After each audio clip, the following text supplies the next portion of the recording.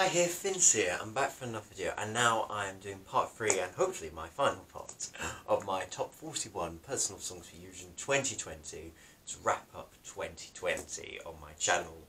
Now it's time for my top 11 songs, and these are my personal songs of 2020. And my number 11 is Germany. Don't Tell Your Mum. I like the song. I do. I think Ben Dolic is a really good singer. He's got such a high voice in him. It's really impressive, actually. Yeah, you could say pop generic, but I say, you know, radio hit, really. It's very radio friendly. Yeah, it may be so generic, but it's just fun. It's a good bop at the end of the day. It's just something, you know, yeah, it's good. You don't need a shouty woman from Ukraine to shout it out. It's just a good song at the end of the day. It's just really fun. Yeah, it's really enjoyable. Actually, my favourite out of the big five, really. Yeah, and I think it would have been interesting where they put it in the running order, because I feel like it would have either opened the show or closed the show. If it would have opened, maybe it would have done a middling result, but if it would have closed the show, maybe it would have done top 10, maybe top 5, even if they got the staging right. I don't know what they would have done with staging, though, how they would have stand out with staging. But it's a really good entry. It's a really strong entry from Germany, and it's a sad loss. We lost it this year, and Ben's not coming back to represent Germany in 2021, which is a shame. Hopefully, hopefully they'll send something stronger in 2021. Hopefully, it won't be a big loss for Germany and lost opportunity for them. I really hope not. But anyway, it's a really good entry. Actually, I like it. Yeah. My number 10 is Poland. Yes, I put Poland at number 10. Yes, I have. Yes, I have. You might call me crazy. You might call me insane. But you know, there's fool's gold in their eyes. We're burning an empire, and we are. I mean, Alicia, I liked this song when I first reacted. I thought this was incredible, I thought this was good, and then I saw other people's reactions, and I thought, they didn't like it. They saw it was old-fashioned, oh, this is James Bond, but James Bond's moved on to Billie Eilish, and like, that's only one song, and that, you know, like, oh, all Bond songs are now dated unless they're sung like Billie Eilish. No, this is a really good song. It's a really powerful song. You know, yeah, it might not, it's a bit of a misfit for the artist, but most teenagers nowadays are talking about global warming anyway, you know, so you saw the Junior Eurovision acts from 2019, you know.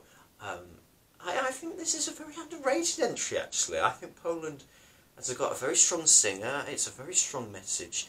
Maybe it's not a masterpiece, I agree with that, it has its flaws, but it's a really strong song, and I think it would have elevated live. And I do think this would have qualified, actually, and I think it would have qualified with these, because even if the televoters put it 9 for 10, I do think the juries would have ranked it even higher, and the Polish diaspora would have given it some support as well for enough to it qualify. I do think it might have come top 10 in the grand final. I've got a funny thing it would have done that.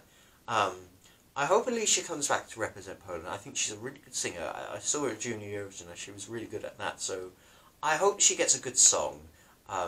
Yeah, I just think she's so underrated. I do, I really enjoy it. I don't know why other people don't, but anyway. Yeah, justice for Alicia. I say, I enjoy it. It's my personal top 10, and I don't feel ashamed saying that. Anyway, oh gosh, it's 2 o'clock, right. Let's quickly move on. Number 9, and this is a song that most people will agree is in their top 10. My number 9 is Sweden, the Mamas with Move. Ooh, ooh, ooh. You know, these ladies just bring us so much joy to the contest. There's just so much, you know, there's something about them. There's a je ne sais quoi about them, you know. The energy they bring, it's just, they bring happy, they bring joy, you know. Ooh, the way they sing Move, you know, Move, they make it magic. They make it their song, really, in the end of the day. You know, I was really looking forward to seeing them compete for Sweden at 2020 Eurovision, and sadly it didn't happen. So it's one of the casualties, in my opinion. However, that being said, in Melody Festival, they are competing to represent 2021. So I've got my fingers crossed they'll win Melody Festival again. You know, but it's a strong competition this year, so who knows. But I've got my fingers crossed for Mamas for 2021. Oh, I really hope them, because they really deserve a ticket. I mean, in my opinions, you know, they should have got an automatic ticket to Eurovision 2021, but obviously it's Melody Festival, so that's always going to be tricky. So, but I'm happy to see them try again. I really want to see them win, and I'm happy they are trying again. I mean, it doesn't feel right they have to compete again, but I'm happy they are trying again. Yeah. My number 8 is Australia. Don't break me down, down, down. Oh my gosh, this is really good. The voice is so fresh, the current so new. Montaigne. You know, the whole look, the clown look is so unique. I quite like it. Not everybody did, but I did. I loved that there was only one camera shot in the whole performance of a song. You know, maybe it could have been a bit polished, could have been a bit better live. But you know what Aussies are like. They would have elevated, like they did with Kate Middleton-Heidke. They, you know, that performance in the sides in the national selection of Australia wouldn't be the finished product. They would have elevated, and they would have amazed us, definitely.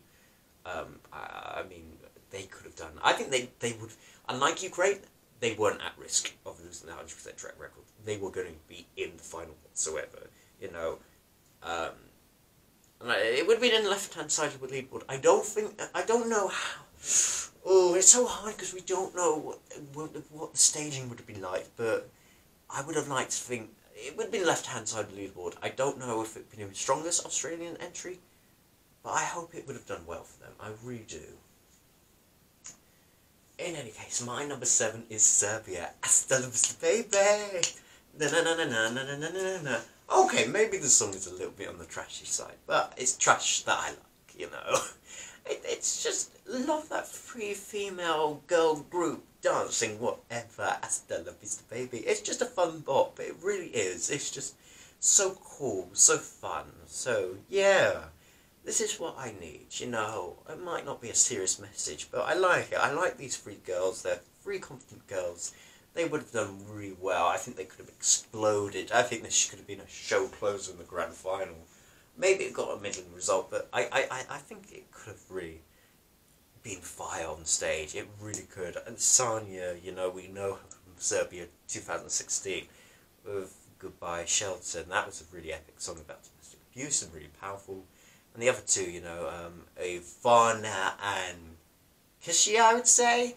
One of them, I believe, is Knez's daughter, and appeared on as Montenegro 2015 as a backing vocalist as well. So yeah, there's some Montenegro connections as well in the group, which is nice considering we are not having Montenegro anymore at Eurovision. Well, not hopefully until 2022 when Andrea Djerdjic will be selected. But anyway, so it's nice to have a bit of Montenegro back in the competition, even if they're not competing. But yeah, Hurricane is coming back in 2021, so I'm so looking forward to see what bop they are going to be sending. Fingers crossed they'll send a bop. Yeah. My number 6 is Azerbaijan, the Land of Fire, Cleopatra. I love the song. It's just, the staging could have really been something. I really wish we could have seen what staging they had. But the whole song, the whole Cleopatra, the whole meaning behind the song, the whole music video even, it's just so ethnic, so another great bop to the contest, such, you know, and it sounds like this and that. It's so unique, so out there, so unforgettable, really. It really is so rememberable, and it would have stand out on the night. Could have got a top 10 finish for Azerbaijan. Efdenia is coming back for Azerbaijan, so I hope it's something big for them. Now my top 5, my number 5 is Israel. It's so fun. It really is just uplifting, joyful, exciting. It's a nice one. Eden sings it so well. The ethnic elements in it. It's just really enjoyable to listen to. And you can identify that this is an Israeli entry, but You know, it's nice that it's also the singer is also from Ethiopian descent. That's the first time ever, or Ethiopian female singer from Ethiopian descent to represent Israel at the contest. So nice to see. Celebrate diversity there.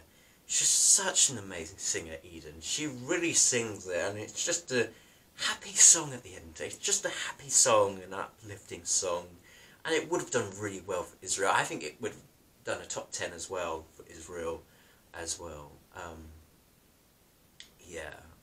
Eden is coming back, and she has got some songs for 2021, so I'm looking forward to them. Now, my number 4 is Switzerland.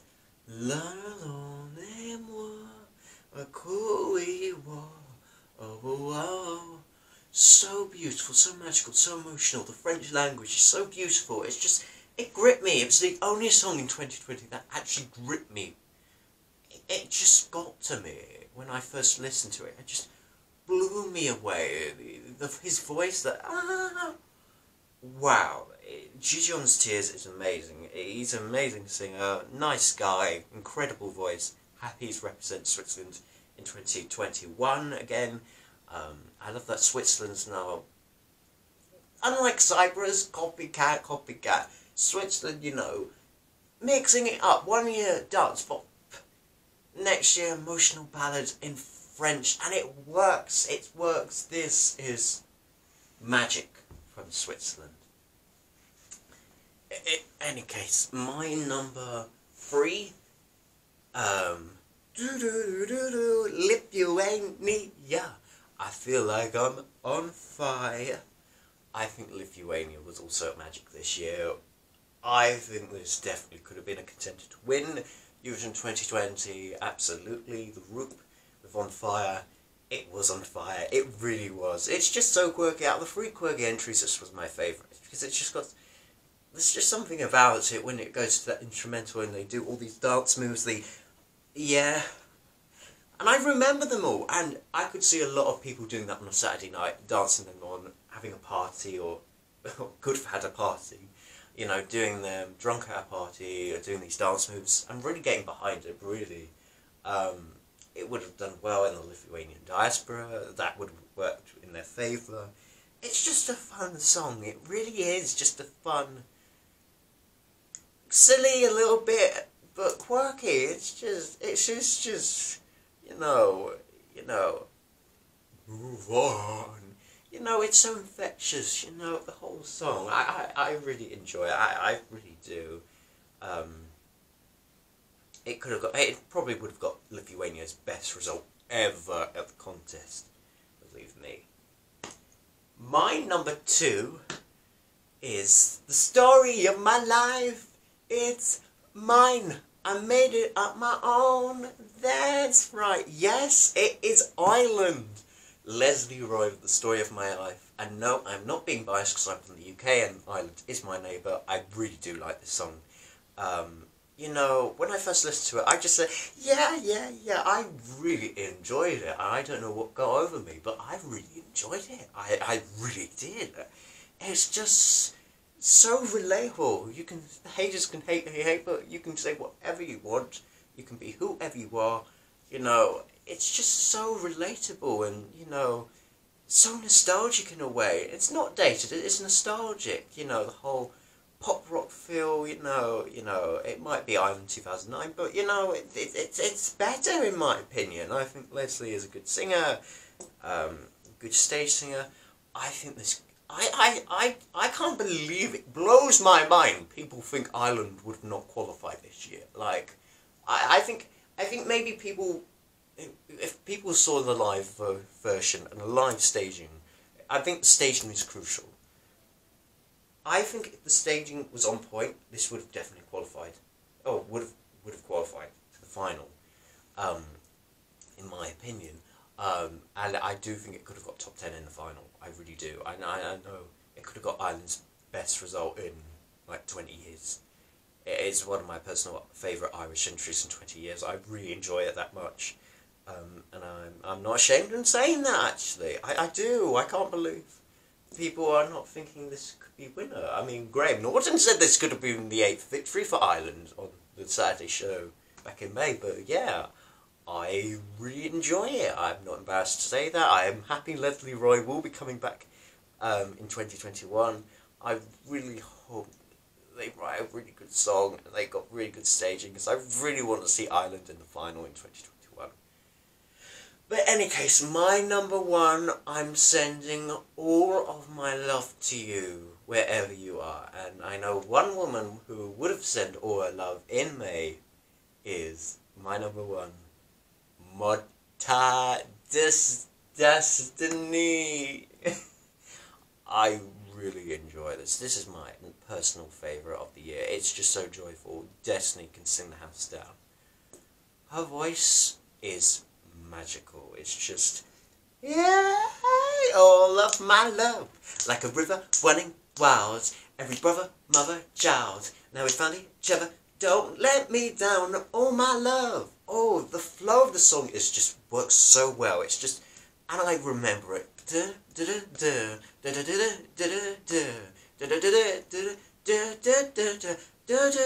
It just works so well. The pace of the song is so smooth. It just goes well. It's not messy. It works well. The lyrics are really good. They flow really well. People say it's generic, oh, brother, mother, child. No, it works. It just works for this song. The way Destiny sings it, and the way she moves, and the way her voice works. It's just, Destiny is a force to be working with. It's just a force to be reckoned with, really. I mean, she's a powerhouse. She's just so. Her voice is just so wow. She didn't need X Factor Malta to represent Malta at Eurovision. She should have just been internally selected for 2020, really. And I'm happy she is coming back to represent Malta in 2021. Because really, you know, you cannot let go of Destiny, really, can you? I mean, yeah. What a voice. She's so, and such a, she seems so warm as well, like the mamas, you know. So warm, so kind as well. She seems like a nice girl. And only 17! 17 years old she is. You know, it's incredible the voice she's come. I'm not surprised she won Junior Eurovision 2015. I think that was really deserved. They can take away the rhythm, they can take away the gold, but what you can never ever take away from Destiny Chikanura is her soul. Completely. My personal favourite of the year. Without a shadow of a doubt. And that's it, that's my top 41 done. I've been talking for hours, it's about 2:15 now. I need to get to bed, really. I mean, it's been a long night. Oh gosh, I've done 3 parts of this, but yes, this is my final video of 2020. Yes, 2021, here we go. One thing we're uncertain about what 2021 will hold, but what we do know is that will definitely be a Eurovision out there in 2021. If it's scenario A, B, C, or let's hope not, D, we will have a contest this year. I'm hoping for A or B, really, ideally. Probably it's going to be B, but we all hope we're going to have a great Eurovision 2021, and maybe it will be even stronger than 2020. But in any case, thank you so much for watching. I'm off to get some sleep. Very soon, because I'm knackered. Talking for this long. Thank you so much for watching. If you are still watching, what are your favourites, or were your favourites 2020 Eurovision? Comment down below, like this video, subscribe to my channel. Until then, this will be the last time for another year you'll see this Christmas tree. It will all go in the new year. So thank you so much for watching, and I will be back for more content in the new year. Until then, thank you so much for watching, and goodbye people, goodbye. Oh gosh, this is over. Oh my legs.